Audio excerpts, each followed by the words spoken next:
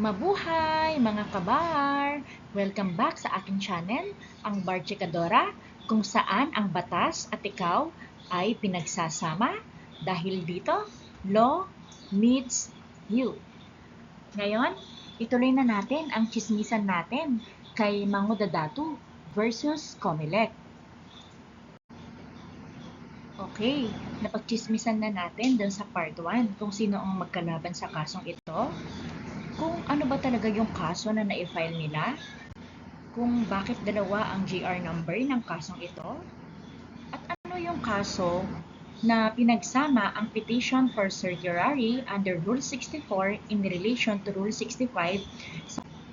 Napagchismisan din natin ang Rule 64 at ang ibig sabihin ng provision na except as herein provided, at naibigay din natin ang mga dahilan sa exception na ito. Napag-usapan din natin ang Rule 65, ang sikat na C, P, M. Maliwanag pa sa ilaw ng Meralco kung ano ang grave abuse of discretion sa kasong ito. Ito din ay natalakay natin sa ating part 1. Ang background ng petitioner, kung kailan siya naghain ng kanyang Certificate of Candidacy sa Comelec, at kung paano siya nag-resign sa kanyang posisyon bilang mayor. Nasabi din sa ating part 1 bakit ito naging fatal fact ng kaso. Ganon din, ating ding napagchismisan ang Section 39 ng Republic Act 7160, which is the Local Government Code. Sa ating part 1 din napagchismisan ang continuing qualifications, ganun din ang paghahain ng reklamo ng Comelec kay Mango Dadatu. Nabanggit din sa ating part 1 ang Section 78 ng Omnibus Election Code. Ngayon naman, ang pagchichismisan natin ay ang mga katwiran at argumento ni Mango Dadatu, yung pinaka-defenses niya sa kaso. Unang-una, ang sabi niya, ang pagbabalik niya sa kanyang domicile of origin. Ang ibig sabihin nito, ito yung tirahan niya mula nang siya ay isilang. Ipinagdiinan ni Mango Dadatu na siya ay sa Lutayan, Sultan Kudarat, nakatira mula nang siya ay isilang, at dahil doon siya pinalaki at doon din matatagpuan ang ancestral home ng kanilang pamilya. Ang depensa niya dito, sinabi niya na noong lumipat siya ng mayor sa Maguindanao noong 2018 para tumakbo mayor, iyon ay isa sa pansamantalang paninirahan lamang para sa kanyang trabaho or domicile of choice. So, nang bumalik siya sa Sultan Kudarat bago ang 2022 election, otomatiko lamang umanong nabuhay muli ang kanyang pagiging tunay na residente ng Sultan Kudarat. Ang kanyang pangalawang argumento, ang kakayahang magkaroon ng dalawang tirahan, physical versus legal residence. Ang argumento dito, ipinaglaban ng kanyang kampo na sa ilalim ng batas, ang isang tao ay maaaring magkaroon ng higit sa isang physical na tirahan o residence. Ang depensa, bagamat ang PIBO at kasalukuyang siyang naglilingkod bilang mayor ng Maguindanao, physical naman siyang natutulog, may ari-arian at naninirahan sa Lutayan, Sultan Kudarat sa loob ng 1 buwan at 8 buwan bago ang halalan. Kaya para sa kanya, tapat at totoo ang isinulat niya sa kanyang Certificate of Candidacy. At ang kanyang pangatlong argumento, para maging kansilado ang Certificate of Candidacy sa ilalim ng Section 78 ng Omnibus Election Code, dapat mapatunayang nagdidemanda na may sadyang intensyon na manadya o merong deliberate intent to deceive ang kandidato. Ang depensa ni Mango Dadatu, sinabi niya na ginawa niya ang kanyang deklarasyon sa Certificate of Candidacy na may mabuting intensyon at may pinaniniwalaang qualified siya batay sa kanyang domicile of origin. Dahil dito, wala umanong basihan ng Comelec sa sabihin siya ay nagkasala ng false material representation. So, ang issue sa kasong ito, whether the Comelec committed grave abuse of discretion in canceling the Certificate of Candidacy of the petitioner Datu Pax Ali Mango Dadatu under Section 78 of the Omnibus Election. The continued discharge of the duties of an elective office is completely incompatible with the simultaneous establishment of a new domicile of choice in another province. One cannot claim to have abandoned his own domicile to establish a new one while actively holding public office, performing official functions, and drawing salary from the very local government unit he claims to have abandoned. Narito ang tatlong formal na legal na katwiran ng Korte Suprema sa kanilang hatol. The first one is the incompatibility of incumbency and changing domicile. Idiniklara ng Korte Suprema na ang tuloy-tuloy na pagganap sa tungkulin bilang isang halal na opisyal, gaya ng pagiging mayor sa Maguindanao, ay ganap na hindi tugma or completely incompatible sa sabay na pag-aangkin na nagtatagka na ng bagong permanenteng tirahan or domicile of choice sa ibang lalawigan, sa Sultan Kudarat. Pangalawa, statutory duty to reside under the local government code. Ayon sa Korte Suprema, ang isang mayor ay may legal at konstitusyonal na obligasyon sa ilalim ng Section 39, letter A ng Local Government Code na manirahan sa lokalidad na kanyang pinamumunuan. Habang si Pax Ali ay pumipirma ng mga dokumento, nagpapatupad ng batas at sumasahod bilang mayor ng Maguindanao, legal niyang pinatutunayan sa publiko na ang kanyang domicile ay mananatili sa Maguindanao. Hindi niya pwedeng sabihin na iniwan niya ang kanyang Maguindanao habang hinahawakan niya pa rin ang kapangyarihan nito. At pangatlo, the presence of deliberate false material representation. Dahil alam ni Pax Ali na siya ay aktibong mayor pa rin ng Maguindanao noong isulat niya sa kanyang Certificate of Candidacy na siya ay residente na ng Sultan Kudarat sa loob ng 1 taon at 8 buwan, ang kanyang deklarasyon ay itinuring ng korte na isang sadyang maling representasyon. The deliberate false of representation na may intensyong iligaw ang mga botante at ang COMELEC. Dahil dito, ang kanyang COC ay idinideklarang void ab initio at walang bisa sa simula pa lang. Grabe no? Ang dami nating mga doctrines na discover sa landmark case na to. Unang-una na dyan, ang pag-aabandona sa second placer rule. Ano ba to?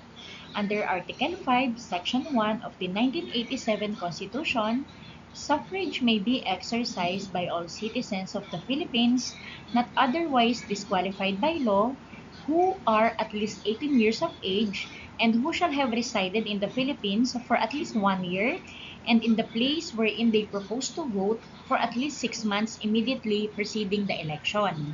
And Section 211, Paragraph 24 of the Omnibus Election Code, the stray votes, any vote cast for a substituted or disqualified candidate if his name is not posted or written in the proper space shall be considered as stray vote. Sa kasong ito, ang lahat ng boto kay Mango Dadatu, Pax Ali ay idiniklarang stray or walang legal na epekto, ngunit hindi nito ginawang panalo ang kanyang kalaban. Ang sad, no? Kapag ang nanalong kandidato ay napatunayang kansilado ang kanyang Certificate of Candidacy mula sa simula pa lang, ang second placer o ang natalong kalaban ay hindi maaaring ideklarang panalo. Ang pagpilit na paupuin ng isang taong hayagang tinanggihan ng mayorya ay paglabag sa karapatan sa pagboto. Pangalawang doctrine na napulot natin ay ang mandatory application of the LGC Rules on Succession.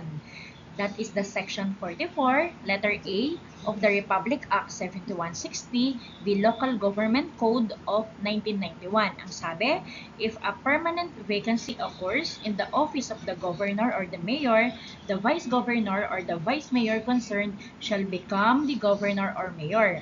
For the purposes of this chapter, a permanent vacancy arises when an elective local official fills a higher vacant office, refuses to assume office, fails to qualify, dies, is removed from office, voluntarily resigns, or is otherwise permanently incapacitated to discharge the functions of his office. So dahil itinuring na permanent vacancy ang pagpapatalsik sa isang nanalong kandidato na kansilado ang Certificate of Candidacy, dapat masunod upang mapunan ang pwesto ay ang otomatikong batas ng pagsunod o succession ng mga lokal na opisyal. Ang nanalong vice governor ang dapat umakyat bilang bagong gobernador. Ang pangatlong napulot nating aral sa kasong ito ay ang qualifications for a public office as a continuing requirements. That is Section 39, letter A of Republic Act 7160, Local Government Code states that an elective local official must be a citizen of the Philippines, registered voter in the barangay where he intends to be elected, and a resident therein for at least 1 year immediately preceding the day of the election, and able to read and write Filipino or any other local languages or dialect. So, ang kwalifikasyon ay para sa isang pampublikong posisyon gaya ng pagiging mamamayan, edad at residence ay hindi lamang mga kondisyon na dapat meron ka sa araw ng eleksyon. Ito ay isang continuing qualification na obligado mong taglayin sa buong panahon na ikaw ay nakaupo sa iyong pwesto. At ang pang-apat na aral na ating natutunan ay ang strict requisites for changing the domicile for public officials. Article 11, Section 1 of the 1987 Constitution, public office is a public trust. Public officers and employees must at all times be accountable to the people, serve them with utmost responsibility, integrity, loyalty, and efficiency, act with patriotism, justice, and lead modest lives. Section 78 of the Omnibus Election, the false material representation. This is a verified petition seeking to deny a due course to cancel a certificate of candidacy may be filed by any person exclusively on the ground that any material representation contained therein as required by the law is ang pagganap sa mga tungkulin bilang isang active local official, gaya ng pagiging mayor, ay ganap na hindi tugma or completely incompatible sa sabay na pag-angkin ng nagtatagka ng iyong permanenteng tirahan or domicile of choice sa ibang probinsya. Nilalabag nito ang legal obligation ng isang pampublikong opisyal. Kaya ang pinal na hatol ng Supreme Court, the dispositive portion, states that wherefore premises considered, the consolidated petitions for certiorari are dismissed.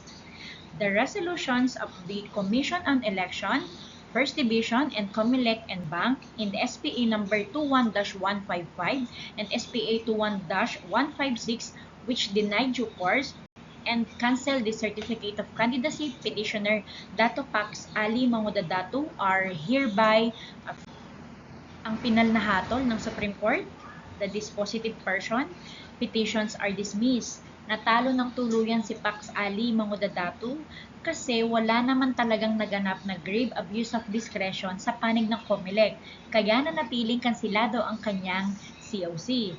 Pangalawa, second placer rule is abandoned. Opisyal ng binasura sa kasaysayan ng election law ang patakaran na nagpapanalo sa pangalawa sa may pinakamataas na boto.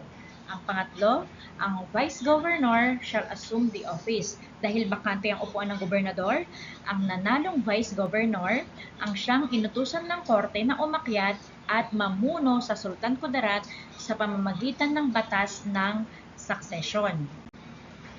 So ayan mga kabar, meron tayong isang actual sample bar question base sa kasong ito. Post muna para mabasa. So ayan, nakikita sa ating screen ang isang actual na sample bar question base sa kasong ito. Post lang muna, tapos mag-comment or pwedeng sagutin sa ating comment section. Kaya nyo yan. Alright, the time for the ultimate reveal. Here is the suggested answer that will give you an idea how to answer kapag na-encounter natin yung ganitong klaseng case. Diba? It was a landmark case full of plot twists. At ayun mga kabar, naitawid natin ang landmark case ni Mangudadatu versus COMELEC. Nag-enjoy ba kayo? Or napag-isipan nyo na possible pala na pwede kang humabol bilang mayor sa inyong bayan?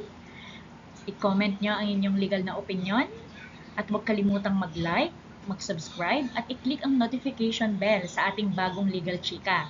At i-share mo rin to sa kaibigan mong mahilig magsabi ng idemanda mo na yan. Chika lang! Bye!